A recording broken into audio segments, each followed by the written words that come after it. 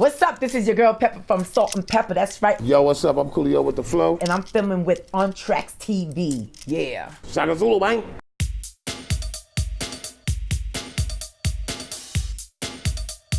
We're on the I Love the 90s tour, which is amazing. It's like our second year right now, and I already looked at my calendar and it's going into my third year, which is amazing. I feel blessed, relevant. I thank my fans. Everyone loves the 90s, and the lineup for the I Love the 90s tour is amazing. You know, you got Vanilla Ice, you got Coolio, you got Color Me Bad, you got Young MC, you got Tone Loc, of course you got your Very Own, you got your Salt and Pepper girls representing for the girls. So yes. Proper amazing lineup yes. to make everybody very nostalgic. It is. I think, what do you think is so great about the 90s sort of culture in comparison to some of the other genres? You know what it is? Especially in hip hop, like coming out, like the main question was like, will hip hop last? And you know, is it just a overnight success? That was like always the main question. How long do you think hip hop would last? As you see, it's here to stay. But I think the 90s was just that, like, oh shit, this is something. You know, it's a music, it's a style, the fun, the fashion, the everything. Like you own it. It was street. It was different. It was little rebellious, you know? Yes. A lot of 90s fashion I wasn't really with. Like I didn't really go for the big baggy pants and all that. That wasn't really my thing. But on stage, I mostly wore khakis. I mostly wore Dickie suits. Yeah. That was my attire for the stage. Every once in a while, I would wear a suit or something like that. It depends on where I was and what I was doing. What type of thing you were going to? Yeah. And then I would wear shorts sometimes, even if it was hot.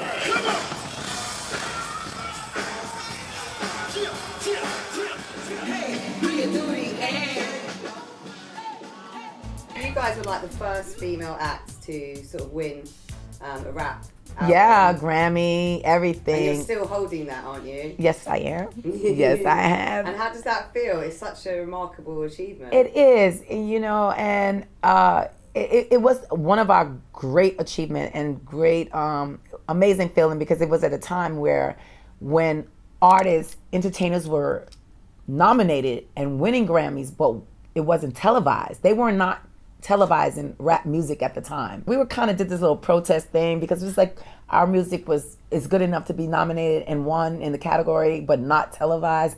But we were fortunate, when we won our Grammy, we was right on that stage. It was televised, so it was a great feeling, from where hip hop came from. We've been given a lot of respect, a lot of the, Light and Latifah and Missy and, Little Kim, a lot of them was like, oh, yo, pay homage. Like, because of you broke down the barriers, you broke down doors. We know it's still a dominated field, but we did the thing, and I remember people used to think that we was just going to be, like, overnight, like, oh, these girls going, they got a hit record, but we kept making hit, platinum, platinum after platinum. All our albums went platinum. It was a great time. People like with us, to speaking on behalf of Salt and Pepper, all our fans was like, oh, Salt and Pepper, you were like the soundtrack to my life. We got them through college, we got them through relationships, we were like that girl next door. We were very approachable. We love what we did. We loved our fans. We were so humble. Like, we're one of those celebrities that don't know we were celebrities. Because, down to earth. Yeah, I appreciate it. I always say, like, it's a partnership between, Salt and Pepper, me and my fans. Because what I brought to the table, and for my sick fans to receive it, and just been there for me to this day.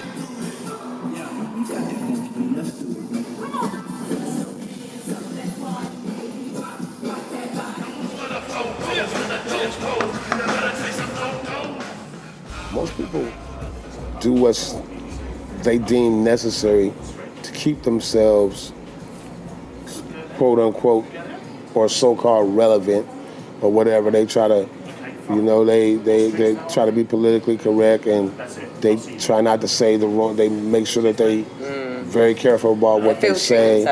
Yeah, I have a filter, but I don't have a censor.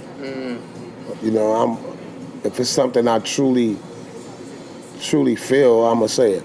Yeah. And versus with other people, they don't say what they truly feel. They'll actually, if they don't want to answer the question, they think that it's gonna be something that people wouldn't like to hear from them, they'll say next question. It's 31 years for us in the game, Salt and Pepper, still doing our thing. And it's because of the fans, and it's because of our timeless music and what we contribute to hip hop. We weren't put together. A lot of like groups are put together. We weren't put together. Okay. We actually met at college, and then we also worked at Sears together, and we were like those people who, you know, your Sears appliance, and we bug you for your maintenance agreement, your dishwasher, your fridge. And Martin Lawrence also worked there, Kid and Play worked there. But that's the thing, we have a true friendship before there was even anything about a Salt and Pepper coming into play. And so it was what we got, our sisterhood is so real right now. We've been through it. We've been through a lot together. So it's almost like a relationship. It is a relationship. I tell her it's like we married, girl. But what about actually writing music? Did you find writing music or performing would be a positive outlet for you as well as listening? I mean, we went through it. It's family. I guess it's like a sister. You go through something. You know, you get in an argument with a family member. Communication, honestly, is the key. We did get in the game very young. We were like teenagers. We were babies, so we didn't really understand how to express ourselves then, and we held a lot of things in. And then again, when it comes to music, here you got like at that time management and all these people that's trying to divide and conquer and like all this input, and we're stronger together than apart. You know, and that's what we had to learn. It's like I said, it's family. That's You're like in sync with each other. We're in sync. You know, she said something sweet to me the other day. She was like, you know, I didn't know that you can have more than one soulmate. And I was like, oh, you can have more than one soulmate. She's like, yeah, you are my soulmate. Besides, you know, her daughter and, you know, her family. She's like, I was like, oh, that was sweet. Our original name, which was Salt Boyfriend at the time, he's the one that brought the group together. We were called Supernature. And hated it. It was so formal. We was like, all right, Supernature. Feels like lightning and all type of thunder sounds is gonna come down every time you say, here comes Supernature. Yeah, you know, it just wasn't the same. So then we came up with when we did the first song, which was a hit, the Showstopper, which was the answer to Dougie Fresh and Slick Rick, the show. We did the Showstopper. We had a line inside the Showstopper that says, we go together like salt and pepper. And when the song was being played on the radio as a little tape, people were calling in, was like, who are them Salt and Pepper girls? Because they just remembered that line. They were like, oh, Salt and Pepper girl. No one took the Supernature. We didn't take the Supernature. So we were like, we're Salt and Pepper. We're so opposite. That's so us. That's it. That's the name. And so we ran with that one. That was it. Because we're so Salt and Pepper.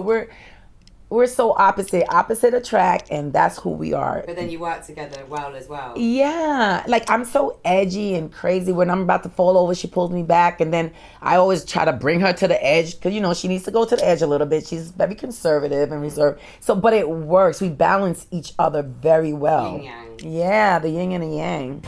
A lot of the songs that, especially some of the mainstream rappers and artists do, and I'm not talking about your Kendrick Lamars or your J. Cole's or your Hobsons. I'm talking about your Little Yachty's and your Kodak Blacks and your what's this other dude's name? 21 Savage. Yeah. Those cats. The stuff that they do is stuff that I would be playing around on the mic with. Be like that. I'd be like, I'd be saying something silly. I'd be like, erase that, man. I was just playing. Yeah. Well, they make songs out of that stuff. Yeah. You know, I remember going to concerts and seeing like Kumo D or Busy Bee or someone on a stage, and they're like dissing each other across from a stage. That couldn't probably happen now. They'd probably be like, what you say? Like, you know, it can't be in the same room dissing. And that was kind of how the music was back then, you know. But it evolved, and I'm happy that it's here. It's here, And like I said, because back then it was the question of how long would it last. People would laugh at me because I'll play a song to my feelings. I don't care if it's a slow song or he'd be like, oh, he just left me, and I'll put on this song. Everything, it's almost like Lemonade with Beyonce. Like I was going through something, not that she was going through that, but Lemonade was like, I will find a song like to deal with my emotion and the mood that I'm in. But growing up, yes. That's what the beauty of music is. Like you can identify. That's why people say for us, we were the soundtrack of their life. Like there were songs that, oh, I remember when me and my girlfriend, we dyed our hair or cut my hair or I got in trouble for singing Let's Talk About Sex or pushing. Like there's stories. So many stories that people are nostalgic about. Yes, and you identify, and then it's like, wow. And in our concert, we apologize to all the women. We're like, I'm sorry, Salt and Pepper, sorry for getting you in trouble. Something I found quite interesting about Gangsta's Paradise, I know that people probably talk to you about that tune all the time, was that you kind of felt like when you wrote it, you just wrote and it just came from somewhere, and it almost felt like you'd been sent to sort of deliver it. Thought that was really interesting. Yeah, Gangsta Paradise is its own entity. It was out there. It was already there. It was looking for a vessel through which to come through. Yeah. And it could have been anybody, but it chose me. Yeah. So it was kind of like your message. So it was kind of like, I kind of like wrote it like this. Look at my face. Look at my face. No, it was like, look at my eyes. See my eyes? Yeah. It was kind of So it like just that. came to you. Yeah. And do you think that's partly like something connected with you when you heard the beat? You were like, that's the beat, so it flowed with you. I heard LV singing the hook. And I immediately said, as I walk through the valley of the shadow of death, I take a look at my life and realize there's nothing left. I said that immediately, and I was like, oh shit, give me a pen. Wow. They gave me a pen, That's magic. And I wrote it. And I don't think I really picked up the pen. I may have stopped once or twice and thought for a second. And then it was kind of like that. Yeah. So it was a natural flow. So it was divine intervention, definitely. What would you say to any like young female artists or any female artists that kind of like want to break into hip hop as rappers or poets? What would you kind of like say to them with your experience? From that, I just say just keep pushing it. Just keep pushing on because even though it's a male-dominated field, it's just you just never know. I always say a hit is a hit, and now to an advantage. Like the with the social media, and all of this, you can control your destiny. I mean, you can like self-promote yourself now. You could put your stuff out and grind. If you want it, just keep going for it. You know what I mean? Like there's many stories. Like there's a Justin Bieber. He was just playing on YouTube or something and was discovered. Like there's many stories like that. You don't have to actually wait for a record company to contact you or anything like that. Like you get them hits up now. Is Instagram, Twitter, everything, and just keep going. You promote yourself. If that's your craft, that's your dream, and go for it. Just go for it. What do you got to lose? Like I said, a hit is a hit. Someone could just be like, yo, I like that vibe. I like that sound. I like that instrument, how they play that instrument, whatever. I like that poem. I needed whatever, whatever your thing is, do it. Do it. I